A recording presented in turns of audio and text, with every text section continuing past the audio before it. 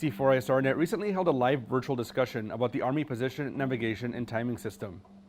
In it, Willie Nelson, who leads the PNT program, spoke about the use of the Tactical Space Layer, which is making new capabilities for intelligence, surveillance, and reconnaissance, otherwise known as ISR. Reporter Nathan Strout moderated the event and came into the studio to break it down for us. Nathan, a part of your recent webcast was about the Tactical Space Layer. What exactly is the Tactical Space Layer?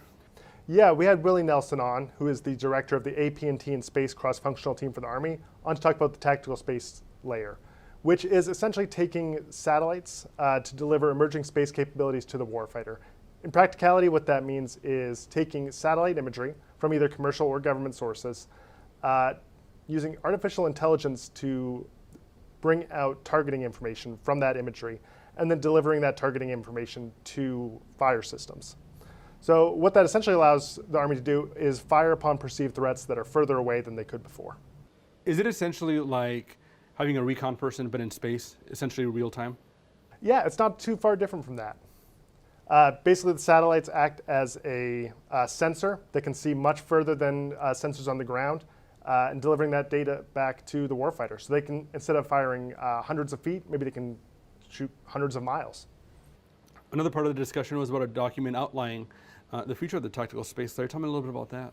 Yeah, Willie Nelson was able to explain that to us, but essentially the Abbreviated Capabilities Development document sets out the initial requirements for this Tactical Space Layer and kind of sets out guidelines for rapid prototyping and experimentation to develop that layer.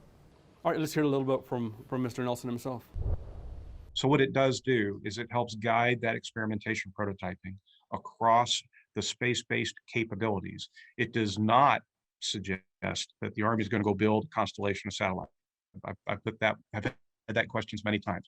However, we are users of those systems and use the data space-based systems have, and there's a lot of folks across the IC and Space Force who have fantastic systems up there today. And I would also want to mention the Army have the Space and Missile Defense Command and has a significant amount of capability internally within the Army as well. So again, it's how do we best use those space-based systems to ensure that we can meet our warfighting function. There's a lot going on with the Tactical Space Layer. Where are we seeing this happen and when? So the most high-profile demonstration we were able to see was at Project Convergence 2020. So that was an Army experiment out in Yuma Proving Ground.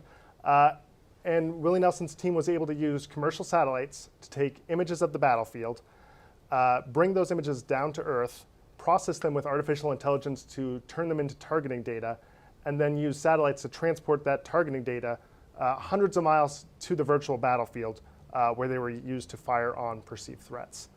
So what's next in this process? Right, so at Project Convergence 2020, the Army was able to cut down the sensor-to-shooter timeline from 20 minutes to just 20 seconds. They're going to look to continue developing that with a number of live fire exercises. The biggest one being Project Convergence 2021, where they're actually going to test out how they can fire even further than before. So Project Convergence 2020 took place solely at Yuma Proving Ground. This upcoming demonstration will be Yuma Proving Ground and White Missiles missile range. So what they're going to basically be doing is taking satellite imagery of the White Sands missile range hundreds of miles away and using that to send it back to Yuma Proving Ground to fire on targets there. If you want to make sure to see these events live, sign up for our newsletters or check out our calendar at defensenews.com/events.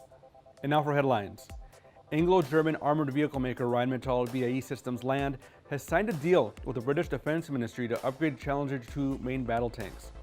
The $1 billion contract, announced May 7th, will see 148 British Army tanks upgraded to the Challenger 3 standard. The British confirmed a cut of 35% in its main tank fleet in the recently published Integrated Defense Security and Foreign Policy Review. At one point, speculation among media and analysts suggested the government was looking to axe the entire Challenger tank force. The ministry received a major boost to its budget starting this financial year, but it has preferred to focus its spending on domains like space and cyberspace. Despite that, Britain appears to still be interested in future main battle tank programs. The principal upgrade of the Challenger 2 will involve swapping out the current L30 120mm rifled gun for the high-pressure L55A1 smoothbore cannon. The Army will be getting new countermeasures to protect against infrared-guided missiles. The U.S. Army's Northrop Grumman manufactured next-generation protection system for its fleet of helicopters has been cleared for full-rate production. That's according to an April 30th Pentagon announcement. The Army awarded Northrop a contract worth nearly $1 billion to produce the Common Infrared Countermeasures Program with an estimated completion date of April 29, 2026. The service will start equipping its aviation fleet with a system beginning with the UH-60M Black Hawk utility helicopter.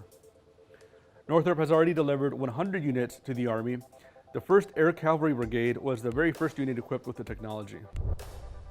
Is Space Force too slow in buying? One lawmaker thinks so. A top legislator in charge of the U.S. defense budget raised doubts recently about whether the Space Force has lived up to its promise to reform the way it purchases its systems.